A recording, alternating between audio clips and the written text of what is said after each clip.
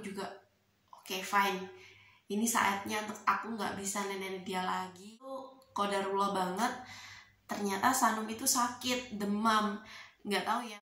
Assalamualaikum, hai, apa kabar? Kembali lagi sama aku, Amiratul Mutiah. Di video kali ini aku akan bercerita tentang pengalaman aku menyapih Sanum dengan metode sounding dan tanpa drama. Gimana ceritanya? Tonton video ini sampai habis ya.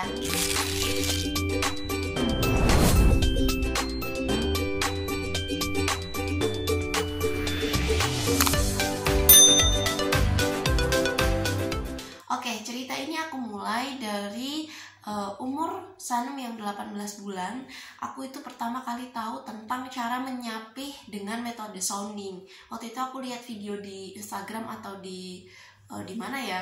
Kayaknya sih di Instagram sih, kayak gitu tentang metode sounding. Nah, yang belum tahu apa itu sounding itu adalah metode yang kita gunakan untuk menyuarakan sesuatu yang kita inginkan kepada anak supaya anak itu paham. Dan itu dilakukan secara terus-menerus, bukan hanya sekali dua kali. Karena kita tahu anak kecil itu ya perlu difahamkan berkali-kali karena dia sedang berproses untuk belajar, kayak gitu. Nah, di umur 18 bulan itu aku mulai sounding ke Sanum meskipun tidak setiap hari. Jadi waktu itu aku soundingnya kayak seminggu sekali, kayak 2 minggu sekali, kayak hanya sekedar pengenalan bahwa Dek, nanti umur 24 bulan Sanum itu udah gak boleh nenek lagi ya. Kayak sesimpel itu kalimatnya. Terus lama-kelamaan itu berlanjut sampai umur 23 bulan. Nah, sebelum aku cerita lebih lanjut lagi, perlu diketahui bahwa Sanum ini aku titipkan di daycare karena aku adalah seorang ibu pekerja. Sanum di daycare mulai dari jam 7 sampai jam 2 siang. Nah, selebihnya itu baru sama aku. Jadi selama dia di daycare, dia hanya aku kasih sufor 1 kali kayak gitu, hanya untuk memenuhi ketika dia mau tidur. Kan biasa kalau mau tidur dia nenek sama aku, tapi kalau di daycare kan nggak bisa, jadi aku kasih sufor. Nah, selanjutnya itu pasti akan mempengaruhi dia, mempengaruhi bahwa kayak gampang aja gitu dia itu untuk lepas dari aku, itu salah satunya. Tapi setiap anak tuh beda-beda ya, nanti teman-teman tinggal ambil aja apa positifnya kayak gitu. Nah, selanjutnya di umur yang 23 bulan itu aku tuh mulai kencengin lagi untuk sounding sama Sanum kayak gitu ya. Sounding lagi sama Sanum, ini masuk di umur 24 itu aku soundingnya setiap hari, dan itu pakai hitungan hari. Kayak misal Dek, 30 hari lagi ya adik nenek sama Uma, karena di umur 2 tahun itu kata Allah sudah tidak boleh nenek lagi, sudah cukup asinya, sudah cukup rezekinya untuk nenek. Insya Allah nanti akan diganti dengan rezeki yang lain. Itu setiap hari, dan kayak Masya Allah banget gitu loh. Ternyata karena aku mulainya itu dari umur 18 bulan, dia tuh juga udah hafal. Jadi setiap aku bilang, Dek, kalau udah umur 2 tahun nggak boleh apa, jadi dia nyaut nggak boleh nenek. Dia gitu juga geleng-geleng apa, kayak dia tuh sebenarnya udah paham. Cuma sesekali dia tuh kayak masih kayak masih nggak mau gitu loh, kayak dia masih belum menerima kenyataan kalau nggak mau. Terus akhirnya dia sedih kayak gitu, terus deketin aku, padahal itu masih beberapa hari sebelum umur 2 tahun.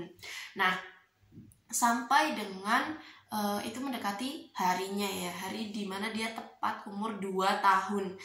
Nggak mudah sih, karena ternyata di H-2 sebelum dia tepat umur 2 tahun itu dia demam.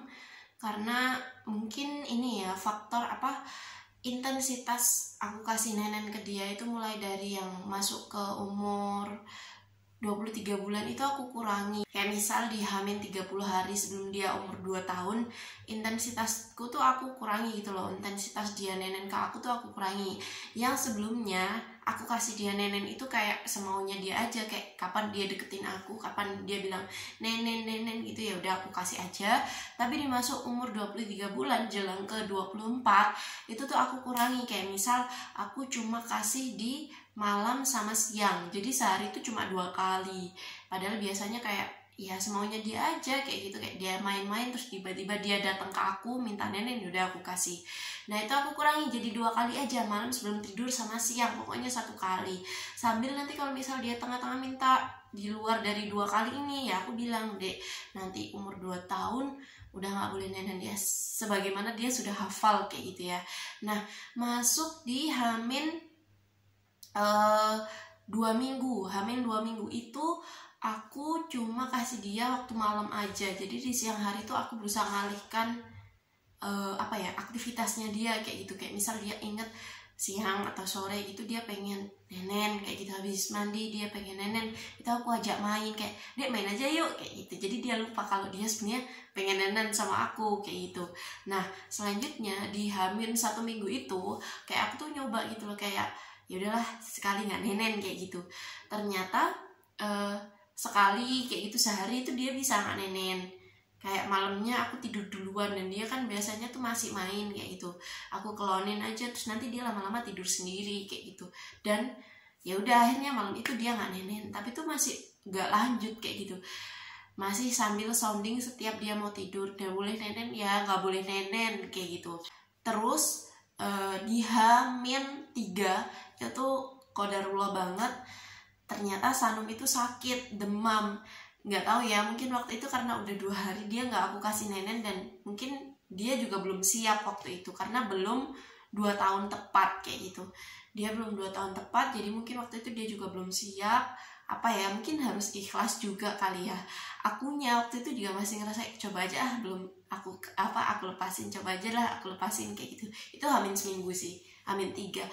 Akhirnya Hamin 3 demam, terus akhirnya dia nempel lagi deh tuh ke aku nenen. Aduh udah gak karu-karuan, udah gak pakai cuma sekali 2 kali. Kita tau lah kalau anak demam itu kayak apa, pengennya kan nempel terus ya. Ya udah itu full seharian dia nempel sama aku, nenen gak lepas-lepas, minta dipeluk kayak gitu. Ya udah aku kasih aja karena aku rasa ini belum 2 tahun tepat sih kayak gitu. Setelah dia sembuh, alhamdulillah panasnya cuma 1 hari. Lanjut tuh sounding lagi, Dek gak boleh nenen ya, udah 2 hari lagi nih, tinggal 2 hari lagi nih, udah 2 tahun kayak gitu kan.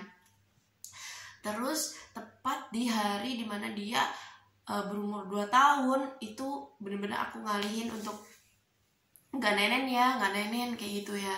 Terus udah 2 tahun deh kata Allah nanti dan lain sebagainya kayak gitu deh. Intinya aku kasih tahu dan dia tuh hafal sebenarnya apa yang aku ucapkan selama itu, karena berhari-hari dia dengerin itu dan dia hafal kayak gitu dan dia paham.